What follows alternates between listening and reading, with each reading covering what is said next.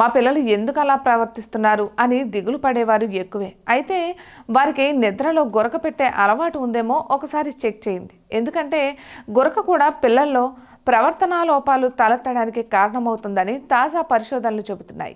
9 నుంచి 10 ఏళ్లున్న 12,000 మంది పిల్లలను ఎంచుకున్నారు. వాళ్ళు యవ్వనంలోకి వచ్చేదాకా ప్రతి ఏడాది గురక, కార్గిటివ్ సామర్థ్యం, ప్రవర్తన లాంటి వాటిని అనేక కోణాల్లో పరీక్షించారు. వారానికి 3 అంతకంటే ఎక్కువసార్లు గురక పెడుతున్న వాళ్లలో తరగతులు శ్రద్ధగా వినకపోవడం, ఇతరులతో కలవలేకపోవడం, భావోద్వేగాలను, ఆలోచనలను సరిగ్గా పంచుకోలేకపోవడం వంటి లక్షణాలను గుర్తించారట. అయితే జ్ఞాపక శక్తులను, కాగ్నిటివ్ సామర్థ్యాలను ఎలాంటి మార్పులు లేవట. కాబట్టి పిల్లల్లో ప్రవర్తన లోపాలు ఉంటే వైద్యులను సంప్రదించి గురకకు కారణాలను తెలుసుకోవాలని సూచిస్తున్నారు శాస్త్రవేత్తలు.